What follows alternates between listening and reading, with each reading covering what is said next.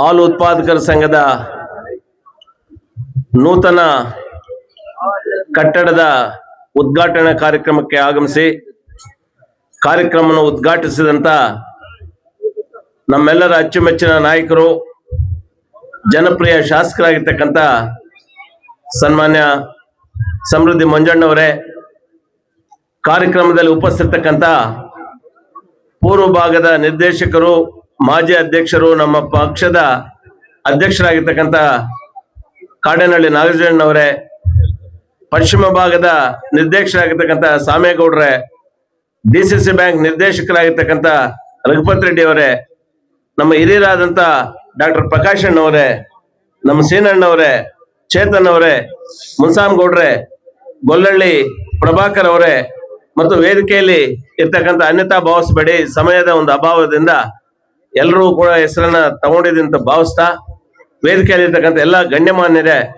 ವಿಶೇಷವಾಗಿ ಈ ಕಾರ್ಯಕ್ರಮದ ಅಧ್ಯಕ್ಷತೆಯನ್ನು ವಹಿಸಿರ್ತಕ್ಕಂಥ ನನ್ನ ಜೊತೆಗೆ TPS ಸದಸ್ಯರಾಗಿ ಕೆಲಸ ಮಾಡಿದಂತ ಈ ಸಂಘದ ಅಧ್ಯಕ್ಷರಾದಂತ ಬ್ಯಾಟ್ನೂರ್ ಶ್ರೀನಣ್ಣವರೇ, ವೇದಿಕೆ ಒಂದು ಮುಂಭಾಗದಲ್ಲಿ ಆಸೀನರಾಗಿರ್ತಕ್ಕಂಥ ಈ ಊರಿನ ಗ್ರಾಮಸ್ಥರೇ ಮತ್ತು ಸುತ್ತಮುತ್ತಲಿನ ಗ್ರಾಮಸ್ಥರೇ, ಪತ್ರಿಕಾ ಮತ್ತು ದೃಶ್ಯ ಮಾಧ್ಯಮದವರೇ, ಬಹುಶಃ ಇದು ನಮ್ದು 2ನೇ ಕಾರ್ಯಕ್ರಮ. ಇಲ್ಲಿ ಅಗ್ರಹಾರದಲ್ಲಿ ಅಲ್ಲಿ ನೂತನ ಕಟ್ಟಡವನ್ನ ಉದ್ಘಾಟನೆ ಮಾಡಿಕೊಂಡು ಇದು 2ನೇ ಕಾರ್ಯಕ್ರಮಕ್ಕೆ ಆಗಮಿಸಿದ್ದೀವಿ. ಆದ್ಮೇಲೆ ಇವತ್ತು ಬ್ಯಾಟ್ನೂರ್ ಗ್ರಾಮದಲ್ಲಿ ಇತಿಹಾಸದಲ್ಲಿ ಒಂದು ಮೈಲುಗಲ್ಲು ಅಂತ ಹೇಳ್ಬೋದು. ಯಾಕಂದ್ರೆ ಒಂದು ಸುಸಜ್ಜಿತವಾದಂತ ಒಂದು ಕಟ್ಟಡವನ್ನು ನಿರ್ಮಾಣ ಮಾಡಿಕೊಂಡು ಇದರಲ್ಲಿ ಗ್ರಾಮಸ್ಥರ, ಅಧ್ಯಕ್ಷರ, ಎಲ್ಲ ನಿರ್ದೇಶಕರ ಒಂದು ಪರಿಶ್ರಮ ಇದೆ ಅಂತ ಹೇಳಿದ್ರೆ ತಪ್ಪಾಗ್ಲಾರ್ದು. ತಾವೆಲ್ಲರೂ ಕೂಡ ಬಹಳಷ್ಟು ರೈತರು ಇದ್ದೀರಿ. ಬಹುಶಃ ಈ ಹಾಲನ್ನು ಹಾಕ್ತಕ್ಕಂತ ನಮ್ಮ ರೈತರು ಇವತ್ತು ಪರಿಸ್ಥಿತಿಗಳು ಏನಾಗಿದೆ ಅಂತ ಒಂದು ಚೂರು ಯೋಚನೆ ಮಾಡಬೇಕು. ಬಹುಶಃ ನಾನು ನಂಗ್ಲಿಯಿಂದ ಬರುವಾಗ ನೋಡಿದೆ, ಏನು ನಮ್ಮ ರೈತರು ಬಿತ್ತನೆ ಮಾಡಿರ್ತಕ್ಕಂಥ ಬಿತ್ತನೆ ಅದು ಸಂಪೂರ್ಣವಾಗಿ ಅಲ್ಲಿ ಬೆಂದು ಹೋಗಿದೆ. ಕೆಲವೊಂದು ಜನ ಬಿತ್ತನೆ ಹಾಕಿಲ್ಲ, ಇವತ್ತು ನಾಳೆ ಮಳೆ ಬರ್ತದೆ, ಆವತ್ತು ಮಳೆ ಬರ್ತದೆ ಅಂತ ಬಿತ್ತನೆ ಹಾಕಿಲ್ಲ. ಮಳೆಯನ್ನು ನಂಬ್ಕೊಂಡು ನಾವು ಬದುಕ್ತಾ ಇರ್ತಕ್ಕಂಥ ರೈತರು ಇನ್ನ ಮತ್ತೆ ಯಾವಾಗ್ಲೂ ಮಳೆ ಬರ್ತದೆ ಬಿತ್ತನೆ ಹಾಕಂದ್ರೆ ಆ ಸಮಯ ಮೀರಿ ನಾವು ಬಿತ್ತನೆ ಹಾಕಿದ್ರೆ ಅದು ಇಳುವರಿ ಬರೋದಿಲ್ಲ. ನೋಡಿ ಪರಿಸ್ಥಿತಿಗಳು ಯಾವ ರೀತಿ ಇದೆ ರೈತರದು, ಬಹಳ ಶೋಷಣೀಯವಾದಂತ ಪರಿಸ್ಥಿತಿಗಳು ಇವತ್ತು ರೈತರದು. ಅದೇ ರೀತಿ ಕೂಡ ಒಂದು ಇವತ್ತು ಬೋರ್ವೆಲ್ಸ್ ಇದೆ, ಬೋರ್ವೆಲ್ಸ್ ವಿಚಾರಕ್ಕೆ ಬಂದ್ರು ಕೂಡ ಅಂತರ್ಜಲ ಕುಸಿತಾ ಇದೆ. ಯಾವಾಗ ಅಂತರ್ಜಲ ಕುಸಿತಾ ಇರೋದ್ರಿಂದ ಬೋರ್ವೆಲ್ಗಳಲ್ಲಿ 2 ಇಂಚ್ ಬರ್ತಕ್ಕಂಥ ನೀರು 1 ಇಂಚ್ ಆಗಿದೆ, 1 ಇಂಚ್ ಬರ್ತಾ ಇರ್ತಕ್ಕಂಥ ನೀರು ಬತ್ತಿ ಹೋಗಿದೆ. ಇಂತಹ ಸಂದಿಗ್ಧ ಪರಿಸ್ಥಿತಿಯಲ್ಲಿ ಇವತ್ತು ತಾಲೂಕಿನ ರೈತರು ಇದ್ದಾರೆ, ಜಿಲ್ಲೆಯ ರೈತರು ಇದ್ದಾರೆ. ನಮ್ಗೆ ನದಿಗಳಿಲ್ಲ, ನಾಲೆಗಳಿಲ್ಲ, ಮಳೆ ಬಂದ್ರೆ ಬೆಳೆ ಉಂಟು, ಇಲ್ಲ ಅಂದ್ರೆ ಇಲ್ಲ. ಇಂತಹ ಒಂದು ಸಂದಿಗ್ಧ ಪರಿಸ್ಥಿತಿಯಲ್ಲಿ ಇದ್ದೇವೆ. ಸೊ ಇದನ್ನ ಇಂತಹ ಒಂದು ಕ್ಲಿಷ್ಟ ಪರಿಸ್ಥಿತಿಯಲ್ಲಿ ಇರ್ತಕ್ಕಂಥ ರೈತರಿಗೆ ಒಂದು ಅಷ್ಟೋ ಇಷ್ಟೋ ಒಂದು ಬೆನ್ನೆಲುಬಾಗಿ ನಿಂತಿರ್ತಕ್ಕಂಥದ್ದು ನಮ್ಮ ಹೈನುಗಾರಿಕೆ ಕ್ಷೇತ್ರ. ಇವತ್ತು ಮೊನ್ನೆ ನಮ್ಮ ನಾಗರಾಜಣ್ಣ ಮತ್ತು ಸಾಮೇಗೌಡರ ಒಂದು ಅಧ್ಯಕ್ಷತೆಯಲ್ಲಿ ನಾವು ಒಂದು ನಿಯೋಗನೆ DC ಅವ್ರ ಹತ್ರ ಹೋಗಿದ್ವಿ. ಇಡೀ ಜಿಲ್ಲೆಯಲ್ಲಿ ಇರ್ತಕ್ಕಂಥ ಎಲ್ಲಾ ರೈತರು ಬಂದು ಅಲ್ಲೊಂದು ನಿವೇದನೆಯನ್ನು ಕೊಟ್ಟಿದ್ದೇವೆ. ಏನು ರೈತರು ಆಗ್ತಕ್ಕಂಥ ಹಾಲಿಗೆ ಪ್ರತಿ ಲೀಟರ್ಗೆ 10 ರೂಪಾಯಿ ಸರ್ಕಾರ ಒಂದು ಹಣ ಒದಗಿಸ್ಕೊಡ್ಬೇಕು, ಲೀಟರ್ಗೆ 10 ರೂಪಾಯಿ ಕೊಡ್ಬೇಕು ಸರ್ಕಾರ ಅಂತೇಳಿ ಸರ್ಕಾರಕ್ಕೆ ಒಂದು DC ಮುಖ್ಯನ ಒಂದು ಮನವಿಯನ್ನು ಕೊಟ್ಟಿದ್ದಾರೆ. ಸೊ ಯಾಕೆ ಅಂತ ಹೇಳಿದ್ರೆ ಇವತ್ತು KMF ಒಂದು ಅಂದ್ರೆ ಅಲ್ಲಿ ಇರ್ತಕ್ಕಂಥ ನಿರ್ದೇಶಕರು ಒಂದು ದಿಟ್ಟವಾದಂತ ನಿರ್ಧಾರ ತಗೊಂಡು ಅದು DC ಅವ್ರಿಗೆ ಮನವಿಯನ್ನು ಕೊಟ್ಟಿದ್ದಾರೆ. ಈ ಸಂದರ್ಭದಲ್ಲಿ ನಮ್ಮ ಸನ್ಮಾನ್ಯ ಶಾಸಕರು ನಮ್ಮ ಜೊತೆಗಿದ್ದಾರೆ. ಶಾಸಕರಲ್ಲಿ ನಾನು ಮನವಿ ಮಾಡ್ತಕ್ಕಂಥದ್ದು, ಏನು ವಿಧಾನಸಭಾ ಕಲಾಪಗಳು, ವಿಧಾನ ಪರಿಷತ್ ಕಲಾಪಗಳು ನಡೀತಾ ಇದೆ, ಏನು ರೈತರು ಜಿಲ್ಲೆಯ ಒಂದು ರೈತರು ಕೂಗು ಏನಿದೆ ಅದರ ಒಂದು ಪ್ರತಿಧ್ವನಿ ಅಲ್ಲಿ ಆಗ್ಬೇಕು. ಪ್ರತಿಧ್ವನಿ ಆಗಿ ಆ ಸನ್ಮಾನ್ಯ ಮುಖ್ಯಮಂತ್ರಿಗಳ ಒಂದು ಗಮನ ಸೆಳೆದು ರೈತರು ಏನು ಸಂಕಷ್ಟ ಪರಿಸ್ಥಿತಿಯಲ್ಲಿ ಇದ್ದಾರೆ, ಬಹುಶಃ ಟೊಮೊಟೊ ಬೆಲೆ ಇಲ್ಲ, ಇನ್ನೊಂದು ಬೆಲೆ ಇಲ್ಲ, ತರಕಾರಿಗಳ ಬೆಲೆ ಇಲ್ಲ, ಬಹಳ ಸಂದಿಗ್ಧ ಪರಿಸ್ಥಿತಿಯಲ್ಲಿ ಇದ್ದೇವೆ.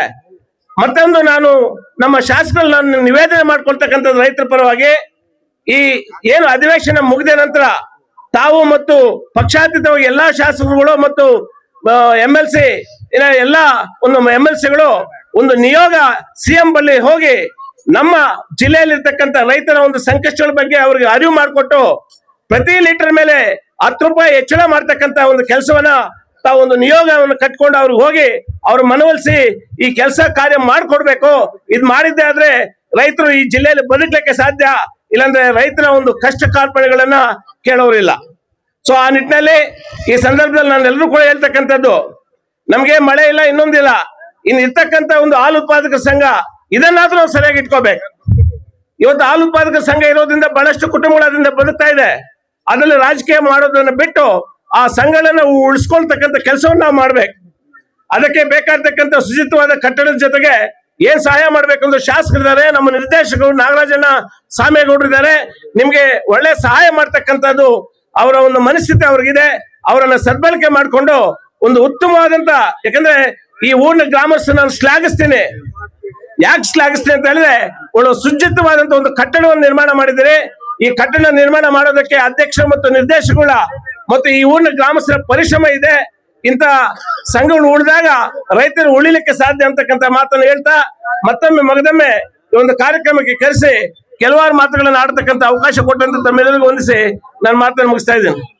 ಆಸೀನರಾಗಿರ್ತಕ್ಕಂಥ ನಿಮ್ಮೆಲ್ಲರ ನೆಚ್ಚಿನ ನಾಯಕರು, ತಾಲೂಕಿನ ಜನಪ್ರಿಯ ಶಾಸಕರು ಆಗಿರ್ತಕ್ಕಂಥ ಸಮೃದ್ಧಿ ಮಂಜಣ್ಣನವರೇ, ನಮ್ಮ ಮುಳಬಾಗಿಲು ತಾಲೂಕಿನ JDS ಪಕ್ಷದ ಅಧ್ಯಕ್ಷರು ಹಾಗೂ ಹಾಲಿ ನಿರ್ದೇಶಕರು ಆಗಿರ್ತಕ್ಕಂಥ ಕಾಡೇನಹಳ್ಳಿ ನಾಗರಾಜಣ್ಣವರೇ, ಪೂರ್ವ ಪಶ್ಚಿಮ ಕ್ಷೇತ್ರದ ನಿರ್ದೇಶಕರಾಗಿರ್ತಕ್ಕಂಥ ಶಾಮಣ್ಣವರೇ, ಶ್ರೀನಿವಾಸ ರೆಡ್ಡಿ ಸರ್ ಅವರೇ, ರಘುಪತಿ ರೆಡ್ಡಿ ಸರ್ ಅವರೇ, ನಮ್ಮ ಡೆಕ್ಕನ್ ಸೀನಣ್ಣವರೇ, ಪ್ರಕಾಶ್ ಅಣ್ಣವರೇ, ವೇದಿಕೆಯಲ್ಲಿ ಆಸೀನರಾಗಿರ್ತಕ್ಕಂಥ ಎಲ್ಲ ಗಣ್ಯಮಾನ್ರೆ, ವೇದಿಕೆ ಮುಂಭಾಗದಲ್ಲಿ ಆಸೀನರಾಗಿರ್ತಕ್ಕಂಥ ಎಲ್ಲ ನಮ್ಮ ಬ್ಯಾಟ್ನೂರ್ ಗ್ರಾಮದ ರೈತ ಬಾಂಧವರೇ, ಅಕ್ಕ ತಂಗಿಯರೇ, ಮಾಧ್ಯಮದ ಸ್ನೇಹಿತರೆ, ಈ ಊರಿಗೆ ಬಂದ್ರೆ ಒಂದು ಏನ್ ಜ್ಞಾಪಕ ಬರುತ್ತೆ ಅಂದ್ರೆ ಊರಿನ ಒಗ್ಗಟ್ಟು. ನಮ್ಮ ಶಾಸಕರು ಯಾವತ್ತೂ ಹೇಳ್ತಾ ಇರ್ತಾರೆ, ನಮ್ಮ ನಾಗರಾಜಣ್ಣ ಅವರು ಕೂಡ ಭಾಷಣದಲ್ಲಿ ಹೇಳ್ತಾ ಇರ್ತಾರೆ, ಊರು ಅಭಿವೃದ್ಧಿ ಆಗ್ಬೇಕು ಅಂತಂದ್ರೆ,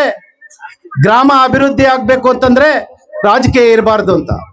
ಈ ಊರಲ್ಲಿ ಶಾಸಕರ ಸಮೃದ್ಧಿ ಮಂಜಣ್ಣವರ ಓಂ ಶಕ್ತಿ ಬಸ್ಗಳು ಕಳಿಸುವಾಗ ನಾವು ಚಾಲನೆ ಕೊಡಕ್ ಬರ್ತಾ ಇದ್ವಿ. ಊರಲ್ಲೆಲ್ಲ ಕೂಡ ಒಗ್ಗಟ್ಟಾಗಿ ಬಂದು ನಮ್ಮ ಸೀನಣ್ಣವರ ನೇತೃತ್ವದಲ್ಲಿ 2-3 ಬಸ್ಸು ಹೋಗಿದ್ದ ಆ ತಾಯಿ ದರ್ಶನ ಪಡ್ಕೊಂಡು ಬರ್ತಾ ಇದ್ರು.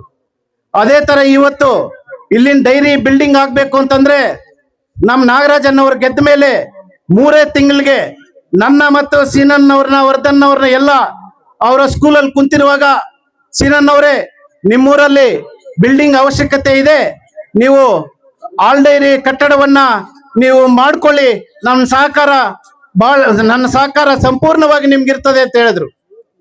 ಅದೇ ಸಲುವಾಗಿ ನಮ್ಮ ಶಾಸಕರು ಕೂಡ ಅಷ್ಟೇ, ತಾಲೂಕಿನಾದ್ಯಂತ ಎಲ್ಲೇ ನಮ್ಮ ಡೈರಿಗಳಾಗಿರ್ಲಿ, ದೇವಸ್ಥಾನಗಳಾಗಿರ್ಲಿ, ಏನ್ ಸಂಪೂರ್ಣ ಅವ್ರದ್ದು ಕೂಡ ಅವರ ವೈಯಕ್ತಿಕ ಸಹಾಯ ಕೂಡ ಬಹಳ ನಮ್ಮ ತಾಲೂಕಿಗಿದೆ ಅಂತ ಹೇಳ್ತಾ, ಮತ್ತು ನನ್ನನ್ನು ಕರೆಸಿ ಇಲ್ಲಿ ಆಹ್ವಾನಿಸಿ